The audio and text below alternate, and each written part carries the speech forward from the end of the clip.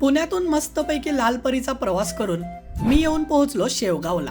हा, बरोबर ऐकताय, शेगाव नाही शेवगाव, जहीर आणि आकाशचं गाव. शेवगाव मध्ये माझी भटकंती सुरू झाली यांच्या जुन्या कॉलेज पासून, आणि इथे मला बघायला मिळाली खरी हिरवळ.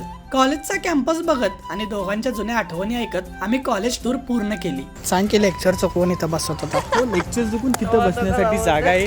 त्यानंतर आम्ही निघालो गावातल्या मंदिरांच्या दिशेने. त्या दिवशी आम्ही 3 मंदिरं बघितली.